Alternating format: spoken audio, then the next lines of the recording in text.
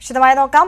AI camera വിവാദത്തിൽ ഉൾപ്പെട്ട പ്രസാഡിയോ കമ്പനിയിൽ മുഖ്യമന്ത്രിയുടെ ബന്ധു ഇടപാടുകൾ നടത്തിയതായി രേഖകൾ. കോഴിക്കോട് ആസ്ഥാനമായുള്ള പ്രസാഡിയോ കമ്പനി ആരംഭിച്ചതു മുതൽ മുഖ്യമന്ത്രിയുടെ ബന്ധു പ്രകാശ് ബാബു ഇടപാടുകൾ നടത്തിവരുന്നതായുള്ള കമ്പനിയുടെ രേഖകൾ പുറത്തായി. 2020 കോഴിക്കോട് ആസ്ഥാനമായി AI ക്യാമറ വിഭാഗത്തിൽ ഉൾപ്പെട്ട പ്രസാഡിയോ കമ്പനി പ്രവർത്തനം തുടങ്ങിയത്. ക്യാമറ വിവാദം തുടങ്ങിയതു മുതൽ പ്രസാഡിയോ കമ്പനിയുടെ പേരും പുറത്തുവന്നിരുന്നു.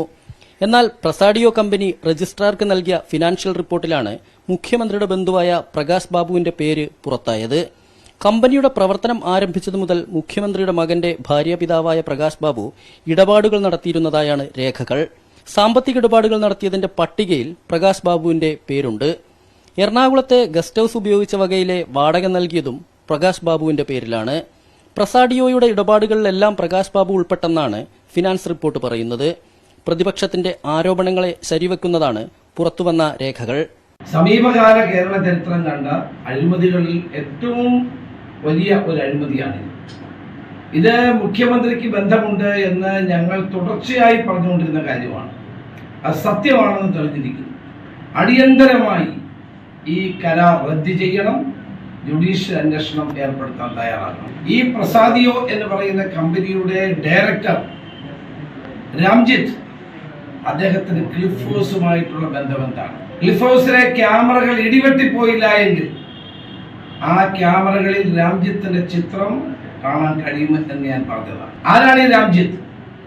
രാംജിത്തിന് മുഖ്യമന്ത്രിയുമായിട്ടുള്ള ബന്ധം എന്താണ് എന്ന് ഞാൻ ആവർത്തിച്ച് ചോദിച്ചതാണ്. കേരളത്തിൽ നടക്കുന്ന എല്ലാ കരാറുകളും ഒരു പങ്കാളിയായി എങ്ങനെയാണ് ഈ പ്രസാദിയോ എന്ന് പറയുന്ന കമ്പനി വരുന്നത്?